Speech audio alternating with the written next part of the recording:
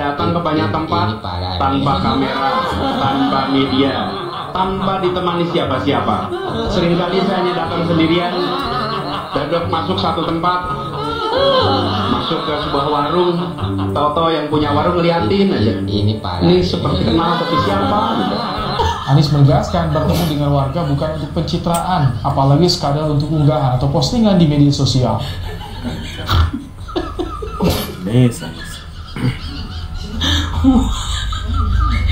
Datang ke tempat tanpa kamera, tanpa media, tanpa ditemani siapa-siapa.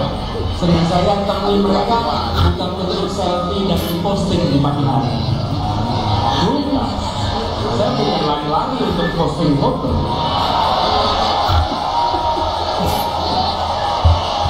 Saya lagi mendengarkan suara mereka. Halo guys, selamat datang kembali di channel Pasti Bisa. Gimana kabar kalian? Mudah-mudahan selalu dalam keadaan segar bugar, sehat walafiat. Nah guys, di video kali ini kita akan menyaksikan beberapa video yang sangat menghibur untuk kalian semua. Salah satunya, Yohanes ini dikritik keras oleh Fahri Hamzah dan beberapa tokoh politik lainnya. Ya mungkin karena sudah kebanyakan ngibul kali ya. Jadi mereka itu istilahnya nggak tahan dengan ocehan-ocehan janji manisnya si Yohanes ini. Guys, seperti apa videonya? Mari kita simak sama-sama.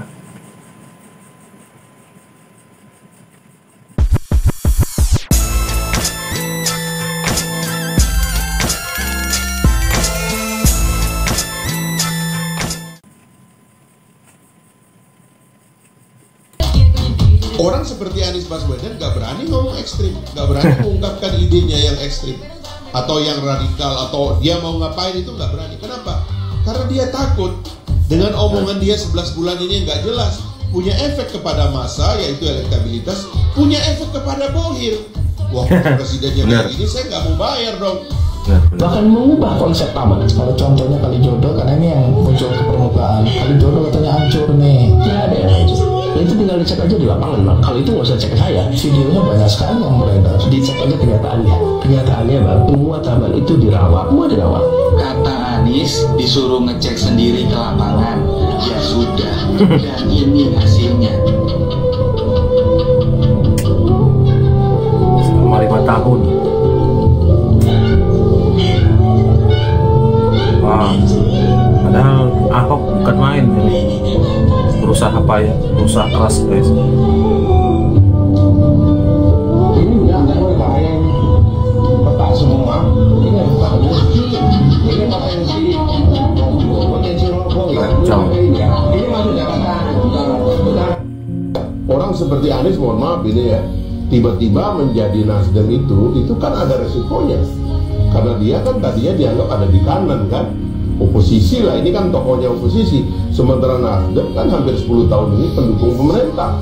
Yang kedua, kepada elit parpol. Kalau dia tiba-tiba salah ngomong, elit parpol bilang, kok kayak begini ini orang, saya nggak jadi nyalonin dia lah. Atau kepada Bohir. Karena Bohir itu pasti nyari capres yang sesuai dengan kepentingan bisnis. Orang-orang ini punya kepentingan dalam bisnis juga memantau. Nah inilah yang menyebabkan politik kita ini dikelola dari belakang, tidak fair kepada rakyat. Efek pendidikan kepada rakyatnya tidak dimunculkan. Rakyat bingung, nanti tiba-tiba 3 bulan, 2 bulan kelompen sapir. Pak Anies Baswedan, di antara 3 capres, beliau inilah yang public speakingnya paling bagus. Setiap kata yang keluar dari mulutnya tuh manis, mirip namanya. Tapi untuk apa Pak pinter menata kata kalau nggak pinter menata kotak? Nah itu dia. Berharap banjir pujian malah banjir beneran. Lagian gimana rakyat bisa percaya Pak Anies bisa bangun negara kalau perkara bangun JIS aja Pak Anies miss. Ya kemarin terakhir ini seminggu 2 kali ya, seminggu 3 kali seminggu, iya seminggu 3 kali yang masih Pak Anies. Semenjak Pak Budi yang baru ini gubernur sekarang ini nggak pernah banjir memang. Kita selalu dijanjikan dan dijanjikan, hasilnya nggak ada sama sekali. Dulu janjinya apa ya? Janjinya ini Pak, mendapatkan kritik karena menurut masyarakat itu biayanya tidak sesuai dengan apa yang diinginkan Bapak ketika kampanye. Untuk gaji sekitar 4 sampai 7 juta kan Pak, itu menurut mereka terlalu mahal untuk dengan biaya segitu di rumah itu gimana Pak? Janji kami 0 rupiah. Itu janji kita DP-nya. Dan ketika di bawah UMP, kami tidak bisa pakai bank. Kenapa? Ya karena uangnya tidak cukup untuk nabung, untuk kredit. Kalau kredit rumah itu ada batasannya yang dimana orang bisa kredit. Kalau sampai penghasilan di bawah 3 juta dan kredit nggak bisa hidup bulan itu.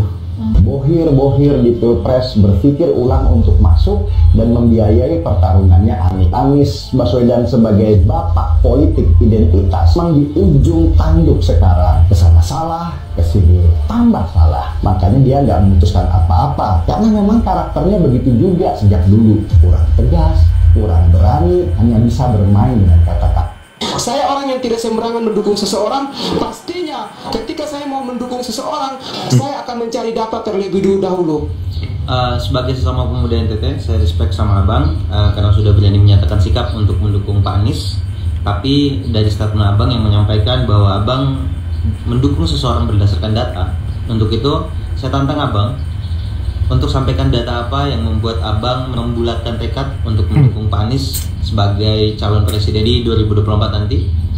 Mari kita adu data. Sebagai sesama putra daerah NTT, tentu ingin siapapun yang menjadi presidennya, ya ini adalah orang yang sangat peduli dan sudah berjasa terhadap Nusa Tenggara Timur, provinsi yang kita cintai. Ketemu Pak Presiden pasar Parung, terus jalan berdua, jadi kanan depan belakang pas pampres, ada dagang-dagang, terus bertanya, Pak Presiden, untuk capres Bapak dukung siapa sih? Terus dia jelaskan, begini, macam. Terus oke, kalau sudah begitu, Bapak mana dukungannya? Ganjar. Ya. Dia begitu. Ganjar nih Pak ya, Ganjar. Misalnya ya, ada satu orang jelas ya, karena merasa hebat minta, ya Tuhan berilah kami, ya kan, memimpin negara ini, beri kami kekuatan untuk memimpin negara ini, dan kalau kami tidak jujur, tidak konsisten, laknatlah kami, kutuklah kami, misalnya gitu kan. Ini apa pula ceritanya? Padahal Nabi Muhammad itu, saya kasih tahu ya, Nabi Muhammad itu nangis berhari-hari ketika Jibril itu datang menyampaikan kepada dia, Muhammad, nah Tuhan itu pesan kepada aku, kata Jibril, kau bacain dalam bahasa Arabnya ya, Allahumma la takilni ila nafsi tarfata ainin abada wa aslih li sya'ni kullahu. Ya kan? Kau bacain, ya Allah, janganlah engkau serahkan persoalan diriku, ya kan, baik sekarang ataupun nanti pada kemampuanku, sesungguhnya aku serahkan kepada engkau, ya kan, abadan, kapanpun sampai hari kiamat. Jadi Nabi pun sebenarnya diminta sama Tuhan itu, kau serahkan diri kepada aku, jangan kau sombong pula, ya kan. Jadi setingkat Nabi pun yang sudah pasti bersih itu tidak berani minta dikutuk dirinya oleh Tuhan. Ada orang misalnya, ya ada pula tuh Bang, bisa saja dia berlindung bahwa seolah-olah manusia ini nggak tahu dosanya dia kan, tapi Tuhan kan pasti tahu dosanya. Nah ini jangan sampai terjadi lah kepada pemimpin-pemimpin kita nih yang seperti ini.